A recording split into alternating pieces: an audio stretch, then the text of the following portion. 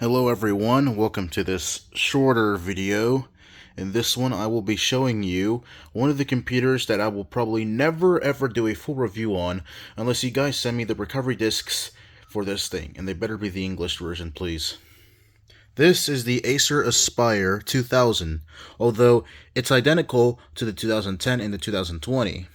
The problem with this is that if you want to find one for sale, yeah, good luck, because it sounds like years. So when you try to search up Acer Aspire 2020, you'll just get computers made in 2020 by Acer. That's the problem, even for 2010. At least for this one with the 2000, it's a little easier to search, but not by much.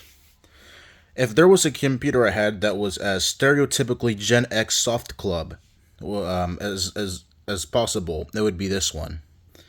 If for those of you who don't know, Gen X Soft Club is some kind of design, corporate design style that was used in like the immediate years after Y2K, and a lot of consumer products, usually tech products. This sort of like silver color with this sort of like glossy, like reflective mirror looking stuff.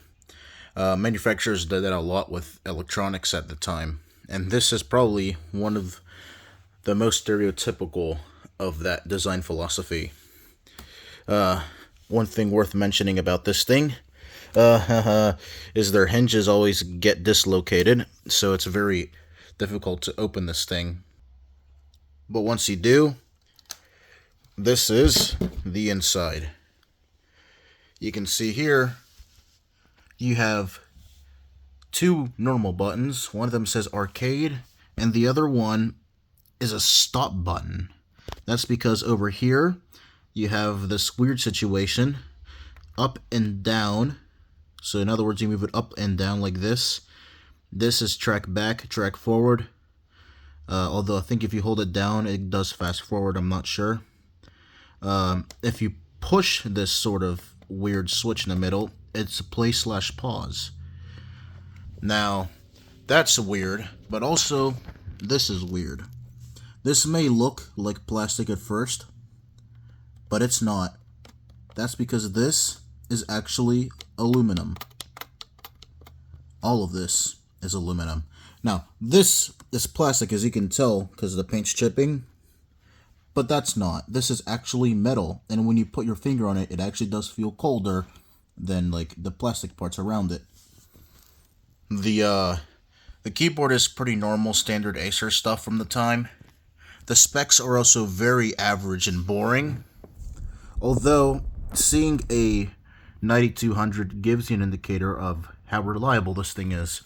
For those of you who don't know, they're not very reliable. The failure rate on a 9200 is pretty high, although they did revise them. This is probably one of the working units. I think it works, I'm not sure.